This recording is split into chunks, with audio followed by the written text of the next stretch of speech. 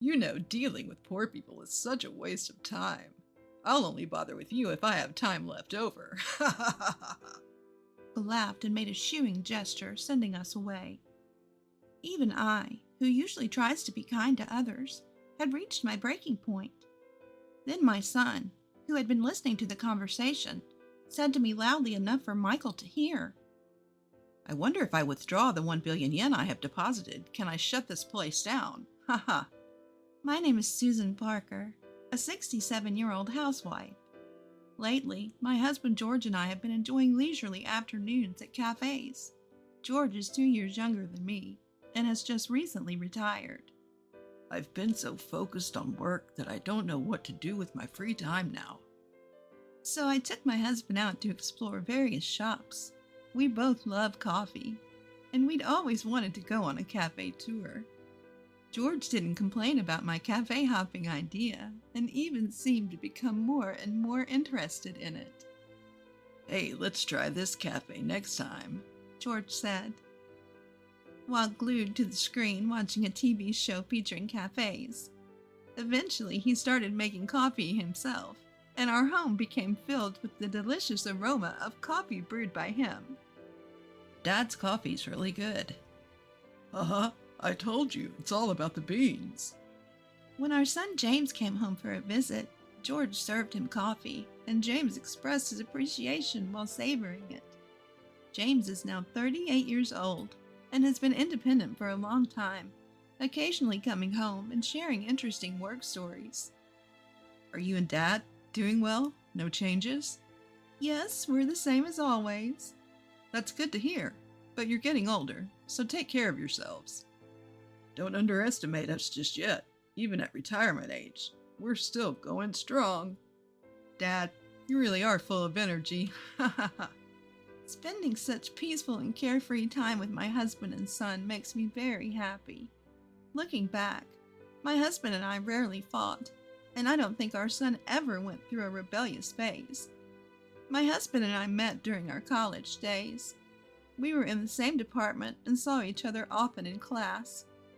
Eventually, he asked me out, and we started dating. Being with him always made me feel calm and truly happy. Our relationship continued even after we both started working, and a few years later, we got married. Our married life was also full of happiness. For the first few years after we got married, we thought we might not be able to have children. But then our son was born. Our newborn son was so cute and looked just like an angel. I remember my husband being overjoyed when he held our child for the first time. Since then, the three of us have lived happily together. Our son grew up to be a kind and good-hearted person. Although my husband and I both worked, and might have made him feel lonely at times, I think he grew up without any real trouble in his teen years. Mom, Dad, there's something I want to do. I have a favor to ask. Our son decided on his path early and pursued it with determination. We supported him wholeheartedly. Watching him achieve his dreams and goals was cool, and we felt proud as parents. Even after becoming an adult, he always cared about us, taking us on trips and to fancy restaurants.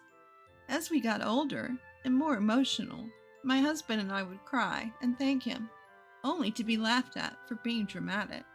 Later, our son married a wonderful woman. My husband and I were overjoyed by their marriage. I have a kind wife who always supports me in my busy work life.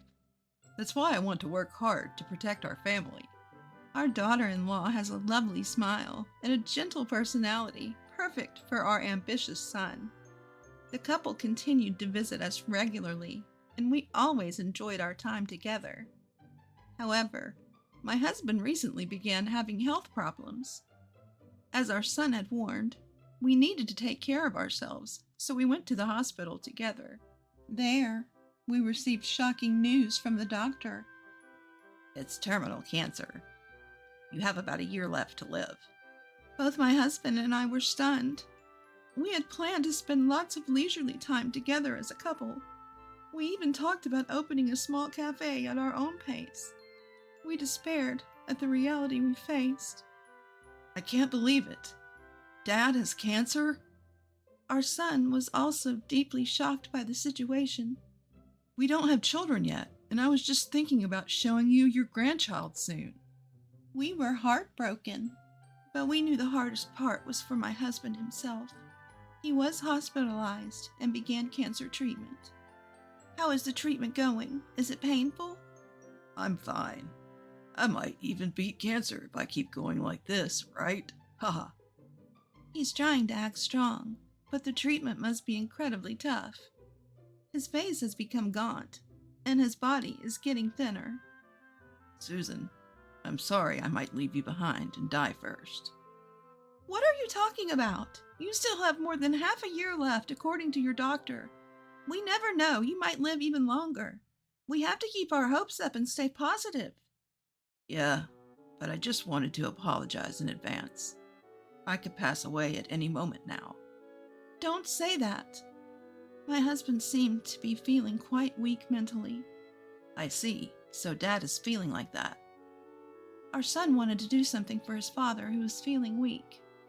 I want to grant Dad's wish before he's unable to go out anymore. Yeah, let's ask him about it.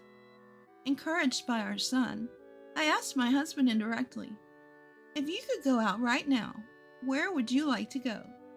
We probably can't get permission for an overnight stay, but maybe we can go out for a short time. Oh, I know. There's a hot spring a few hours from here by car. A hot spring? There's a cafe nearby that serves delicious coffee. Oh, really? I couldn't help but smile. My husband really loved coffee and cafes. Let's go to the hot spring and have some delicious coffee. When I said that, my husband looked delighted. I hope the doctor will give us permission. Afterward, I asked the doctor if we could get permission for a brief outing. The doctor agreed, saying that my husband's condition was stable for now. So we went on a family trip for the first time in a while. It was only a day trip, but it was wonderful to go out together as a family. Our son drove the car, and the four of us, my husband, our son, and his wife, headed to the hot spring and cafe. The large outdoor bath at the hot spring had a great view, and the weather was perfect, making it an amazing experience. At the cafe, we heard that the men's bath also had a fantastic view and was a wondrous hot spring. We finally had the coffee we'd been looking forward to, and it was so delicious that it moved us. I'm glad we could all enjoy this delicious coffee together. Thank you so much. I'll do my best in my treatment from now on. My husband said this to us with a gentle smile. I thought it was good to bring them here when I saw both my son and husband happy. And then, 1 week later, my husband's condition suddenly worsened, and he passed on to the next world. Why did you pass away so soon? I was so sad that I couldn't help it. Even though he had endured such painful cancer treatments and had become well enough to get permission to go out, our son couldn't stop his tears either. We were so down that we were useless, so our daughter-in-law took care of arranging and preparing the funeral for us. I'm really grateful because I think we wouldn't have been able to hold the funeral properly without her. And we were able to send off my husband safely. Many people attended the funeral, and it was clear that my husband was well loved. He often said he wanted to open a cafe with his wife recently. Yes, that's right. He was also very enthusiastic about studying how to brew coffee, the types of beans and roasting. As I talked with the people who attended the funeral, I remembered the days when my husband was happy to brew coffee, and tears welled up again. And then, I wanted to fulfill our dream together with my husband. Mom, you're going to open a cafe? After the funeral settled down, my son and his wife visited our house. Yes, I want to make your father's dream come true. I think it's a great idea. I'll support you with all my strength if there's anything I can do. Thank you. I don't know the first thing about business, so I'm really grateful for your cooperation. And so I asked my son to come with me, and we went to consult with the local credit union about financing. It was so crowded in the morning. My son and I sat on the sofa with our waiting numbers and waited for our turn. And after about an hour of waiting, we went to the counter. Welcome, please have a seat. The bank teller who greeted us sat down and was named Michael. What can I help you with today? Well, I'm thinking of opening a cafe soon. I came to talk about financing. Financing, you say? As soon as I said that, Michael's face suddenly turned stern. In order to hear your story in detail, we will also conduct an interview. Can you please wait on the sofa until we're ready? We'll call you when we're ready. Understood. Although I was worried about why his face had become so stern, I returned to the sofa as I was told and waited with my son for our turn. However, even though we waited and waited, there was no sign of being called. Before we knew it, 3 hours had passed. People who arrived later than us were being called, and we thought it was strange. That bank clerk named Michael is attending to other customers as if he has forgotten about us. I thought I should call out to him. The moment Michael finished with a customer, I hurried over to him. Excuse me, I've been waiting for a while now. When can we have a meeting about the loan?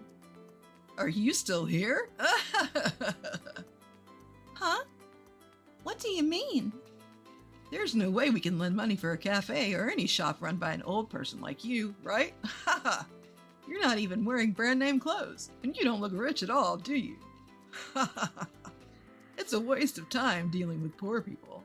I'll help you if I have time left at the end.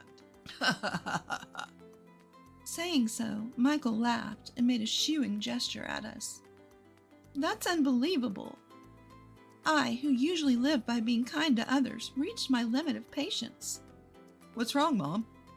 My son returned from the restroom just as Michael said those things to me. I was so angry that I told my son what had happened. Upon hearing the story, my son said in a loud voice so Michael could hear, If I withdraw the 1 billion yen I deposited, I wonder, can I shut this place down? What? Michael looked puzzled at my son's remark. Sir, if you're going to cause a disturbance, please leave, as it's bothering other customers. I can't believe the nerve of this Michael to say such a thing to my son. And my son said, I just moved my business deposit to this bank recently, but I guess that was a mistake. Call the branch manager because I can't talk to you. Stop it. I'll sue you for obstructing business. Michael refused my son's business and snapped back. It seems even my son had reached his limit of patience. Then I'll call directly. My son said so and made a phone call somewhere. Then the branch manager came running out of a back room in the bank. Mr. Johnson, what happened? Seeing the manager rush over and speak to my son, Michael's eyes widened in surprise. Branch manager, what's going on with this bank? This Michael clerk made my mother wait for over 3 hours, calling her a poor person and tried to send her away. What? Michael, what the hell are you doing? Mr. Johnson, could you please come to the reception room? Let me apologize.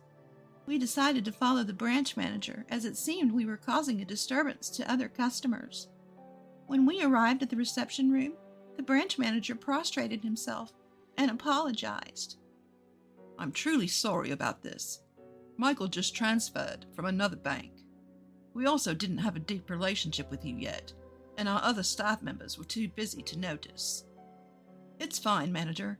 I'm not asking you to be treated specially. I just want you to take proper action regarding how he treated my mother and judged her based on her appearance. Of course. Michael, hurry up and apologize. This person is the owner, chef of a famous restaurant. They just opened a new store in this area and deposited 1 billion yen in our branch. Huh? Told by the branch manager, Michael turned pale and prostrated himself to apologize. I'm so sorry. Michael, have you always treated customers differently based on your own judgment? If so, you're disqualified as a bank employee or even someone in the service industry. At the very least, we don't want to do any transactions here anymore. No, I mean, Mr. Johnson, could you please reconsider? The branch manager pleaded with my son. Unfortunately, we can't trust this bank as it is. Show your sincerity and then we can talk. If you can't do that, I'll withdraw all of my deposits by the end of this month. My son said so and took me out of the bank.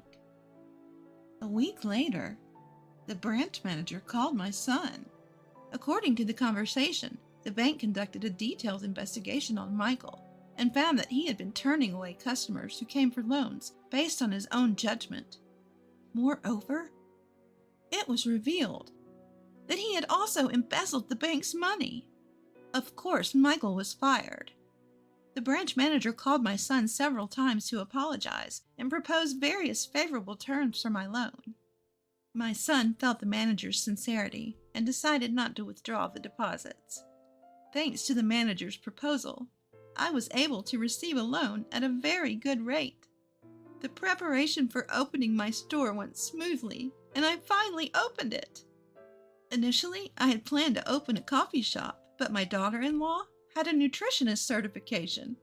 So we decided to open a cafe with healthy and nutritious menus together. Of course, we inherited my husband's passion for coffee and offered delicious coffee as well. My son also supported the store from behind the scenes, and thanks to him, I was able to stock famous coffee beans. The store is thriving, thankfully, and has become popular among female customers for its delicious coffee and food. I don't know how much longer I can work, but I'll do my best to run the cafe for my husband's sake as well. Narrator's thoughts. Do bank employees like this still exist nowadays? It's the worst to blatantly change your attitude depending on the customer. And there's no redemption for embezzling money. I'm glad the protagonist was able to open the store safely. I thought the son was very cool. Please continue to live a fun life, working hard at the store, and maintaining a good family relationship. Thank you for watching until the end. If you like, please subscribe to the channel. See you in the next video.